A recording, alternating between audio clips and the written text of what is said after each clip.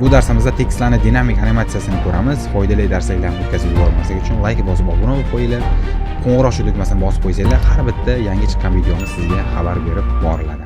Timeline ochib olganman va kerakli tekstni olib olganman va bu yoqqa joylashtiramiz. Endi tab o'tamiz.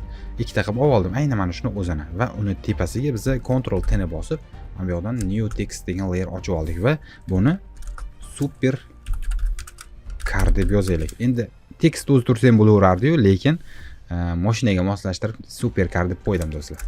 Shunchaki Ctrl T ni bosadigan bo'lsak, mana ko'ryapsizlar, pastda garaj glavishlar chiqib turibdi. Mana shuni bossanglar, mana bu yoqdan tekst chiqadi. Tekst ustiga 2 marta bossanglar, mana bu holatda yozuv holatiga o'tadi. Ya'ni bemalol aktiv holatga o'tadi. Uni yozsanglar bo'lar ichiga masalan tekst deb yozasizlarmi yoki boshqa narsami deb bemalol yozsanglar bo'ladi do'stlar. Va Ctrl bilan Enter da bosadigan bo'lsanglar, Ctrl klaviaturaning eng chekkasidagi, eng burchakdagi Enter da bosadigan bo'lsanglar, albatta bu aktiv holatdan passiv holatga o'tadi. Buni xohlasak o'chirib tashlasak ham yoki foydalansak ham bo'ladi. Endi qaranglar do'stlar, aynan pastdagi super carimizga effektdan bu yoqdan demak trackmat tanlaymiz va trackmat keyni tashlab oladigan bo'lsak, bu yoqda hozir hech narsa o'zgarish bo'lmadi. Aynan mana shu ikkinchi videodagi, ikkinchi trackdagi super carga kirib olib, mana bu yoq trackmat tanlaymiz va buni video 3 ni tanlab olamiz. Aynan video 3 ni bizaga qolip sifatida ko'radi keyin do'stlar. Aynan mana shu qolip sifatiga o'tdi. Men qolip sifatida ko'ryapti o'zi, men ko'rinmay qoldi. Qarasanglar hech narsa bilinmaydi. Endi buni bilinishi uchun nima qilamiz? Shunchaki men bu yoqdan ikkinchi, yana o'sha ikkinchi trekka kelib olamiz. Bu klipga kelib olib, mana bu yoqdan screen tanlab qo'yamiz. Men qaranglar, ko'rinib boshladi. Yoki boshqa yo'llari ham bor, lekin oson yo'lni ko'rsatyapman. Bu ham juda ham zo'r yo'llar. Endi qaranglar, men bu yoqda silliq holatda paydo bo'lish uchun shunchaki sizlarga oldin ham aytgandim, P harfini bosib, pen tool tanlab olamiz. Tab buni pasaytiradigan bo'lsak, mana qaranglar, boshini pasaytiraman, sekin hosil bo'ldi. Juda ham zo'r. Endi aynan mana shu tekstimizga kelamiz, tekst tanlaymiz. Mana bu yoqda qaranglar. Buni tab markazga tushirib qo'yamiz. Zo'r. Endi tekstimizni tanlaymiz. Endi motion bo'limiga o'tib, position va skillni keyframe'larni, soatchalarni yoqib qo'yamiz. Ozgina yo'ramiz. Skillga kelib 100 o'rniga masalan 4000 qilib yozib qo'yamiz. 4000 ga masalan kichkinaroq ekan, mana ko'proq qilib yozib qo'ydim.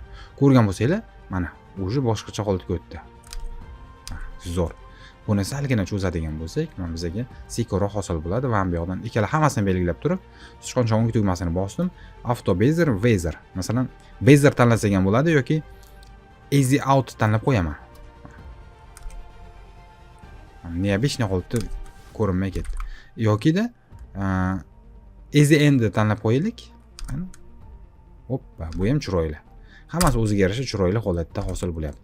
Endi e'tibor beramiz do'stlar, bittasini rangi boshqacha, ikkinchisini rangi yana boshqacha holatga o'tyapti, ko'ryapsizlar. Bu ham zo'r.